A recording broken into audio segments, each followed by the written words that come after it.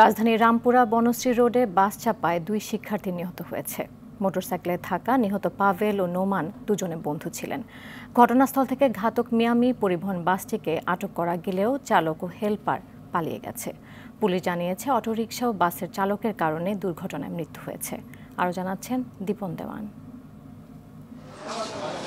বুধবার সকাল 11:30টার দিকে ম্যারাদিয়া থেকে বনশ্রীর দিকে যাচ্ছিলেন দুই বন্ধু পাভেল ও নোমান। ফরাইজি হাসপাতালের সামনে গেলে অটোরিকশার ধাক্কায় মোটরসাইকেলে থাকা দুই বন্ধু পড়ে যায়। এ সময় 4-5 ফুট দূরত্বে থাকা দ্রুতগতির মিয়ামি পরিবহনের একটি বাস তাদের চাপা দেয়। অটো কাইটে পড়ে আছে, মোটরসাইকেল পড়ে আছে, তো এটা মিয়ামিন বাস বলে।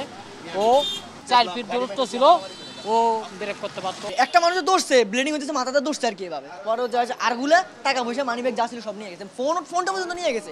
টাকাগুলো দিয়ে যেতি, আইডেন্টি কার্ডগুলো রেখে যেতি। ঘটনাস্থলেই মারা যান নোমান, আর ফরাজি হাসপাতালে নেয়ার কিছুক্ষণের মধ্যে মারা যান পাভেল। খবর পেয়ে হাসপাতালে ছুটে যান তাদের স্বজনরা। হসপিটাল থেকে ফোন করছে, এর ফোনের নাম্বার চেক করে মামা নাম্বার দেখে তারপরে ফোন করছে আমার নাম্বারে। নোমানের নাম্বার ফোন দিছি, পরে একটা লোক ধরে বলতেছে যে আপনি কি হন, আমি খালাক হয়, আপনারা তাড়াতাড়ি আসেন, ওই অ্যাক্সিডেন্ট করছে। পুলিশ জানায় দুর্ঘটনায় বাসটিকে আটক করতে পারলেও চালক ও হেলপার পালিয়ে যায়। অটোকে সাইড দিতে গিয়ে অথবা অটোর সাথে ধাক্কা লেগে গাড়ির নিচে পড়ে গেছে, এটা আমরা জানতে পারছি। গাড়িটা আটক করছি, মোটরসাইকেলটাও আমরা জিম্মায় নিয়েছি যে মোটরসাইকেলটা অ্যাক্সিডেন্ট হয়েছে এবং দুজন লোক মারা গেছে। নিহত নোমান ও পাভেল ইন্টারমিডিয়েটের শিক্ষার্থী।